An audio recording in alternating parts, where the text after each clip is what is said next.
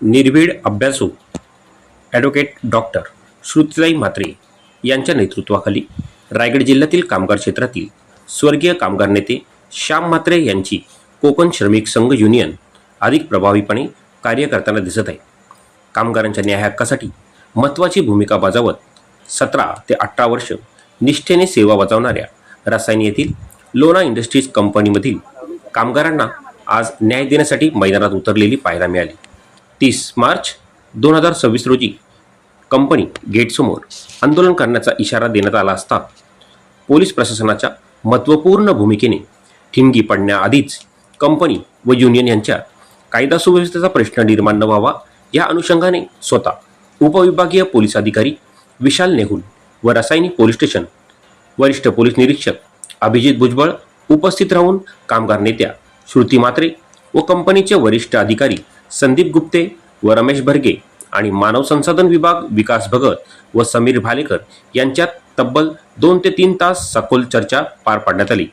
या चर्चेदरम्यान कामगारांच्या प्रलंबित प्रश्नांवर तोडगा निघाला असून टप्प्याने सर्व कामगारांना कायमस्वरूपी करण्यास त्यांच्या वेतन व सुविधा संदर्भातील मागण्या पूर्ण करण्याचे लेखी आश्वासन कंपनीकडून युनियनला देण्यात आले. परंतु आज या कामगारांच्या एकजुटीला गेल्या आठवडाभर चाललेल्या अगदी सकाळी 8 वाजल्यापासून रात्री 12 वाजेपर्यंत हा वेगळ्या पद्धतीचा एक संघर्ष सुरू होता. गेल्या 8 दिवसांपासून अगदी सकाळी 6 वाजेपर्यंत चर्चा सुरू होत्या की या कामगारांचा परमनंटचा विषय प्रलंबित होता.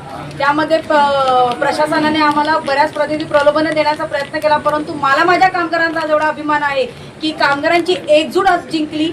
कारण का आज या ठिकाणी कंपनीच्या गेट समोर आज लॉ अँड ऑर्डरचे विषय असतील, कायद्याचे बंधनं असतील, सगळ्या पद्धतीतल्या बंधनातनं सुद्धा हा एक कामगार एकजुटीचा बंद अशा पद्धतीतला आला की कंपनीला उपोषणाला बसायच्या आधीच त्यांना निर्णय द्यावा लागला की पुढच्या 1 महिन्याच्या आत 4 टप्प्यांच्या चर्चेनंतर एक महिन्यानंतर पहिल्या भरती प्रक्रियेमध्ये कोकण श्रमिक संघटनेच्या या कामगारांचा त्या ठिकाणी प्राधान्याने विचार केला जाईल, किंबहुना 1 एप्रिल नंतर या ठिकाणी कामगारांना आतमध्ये भरती प्रक्रिया मध्ये समाविष्ट करून घेतला जाईल.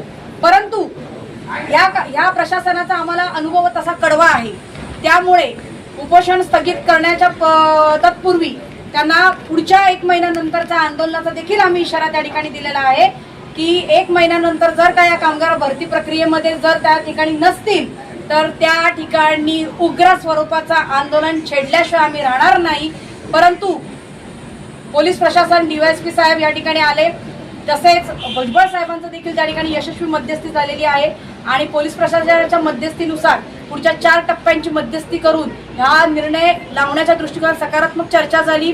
धोटे साहेबांनी त्या ठिकाणी फोनद्वारे त्याची हमी घेतलेली आहे की या मुलांचा आम्ही परमनन्सीमध्ये विचार करू आणि 21 मुलांच्या बाबतीत येणाऱ्या दिवसांमध्ये टप्प्याटप्प्याने असं 2 टप्प्यांमध्ये किंवा 3 टप्प्यांमध्ये हा विषय निकाली लावू अशा पद्धतीतलं आश्वासन त्यांनी आम्हाला या ठिकाणी दिलेलं आहे. तसं लेखी पत्र सुद्धा आम्हाला त्यांनी दिलेलं आहे, आपण पाहू शकता. तुम्हाला तुमच्या माहितीसाठी ही प्रत दिली जाईल आणि यामध्ये सदर कामगार मग या कामगारमध्ये सगळे कामगार येतील. जेव्हा भरती प्रक्रिया होईल तेव्हा समसमान न्यायाने त्यांना भरती प्रक्रियेमध्ये समाविष्ट केलं जाईल अशा पद्धतीतलं नमूद केलेलं आहे. आपल्या माहितीसाठी ही प्रत मी आपल्याला देत आहे. पाकिस्तान आम्ही आजच बजावत आहोत की जर 1 एप्रिलपर्यंत आम्हाला निर्णय नाही आला तर त्या ठिकाणी कंपनीचं गेट आणि आमची कामगारांची एकजूट ही आमने सामने असेल केलं पाहिजे आणि परमनंट कामगारांना ज्या सेवा सुविधा देत आहेत त्या न्यायाने दिल्या पाहिजेत. तोंडाला पानं पुसली नाही पाहिजे.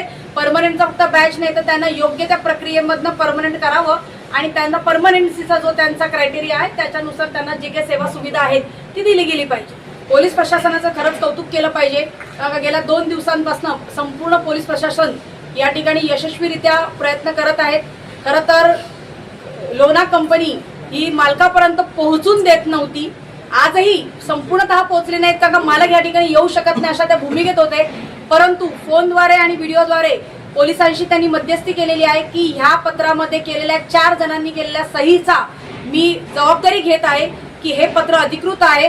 ह्या पत्राला जर भविष्यात जर काही निकाल नाही लागला तर त्या ठिकाणी असलेल्या कायद्यानुसार तुम्ही आंदोलन करू शकता.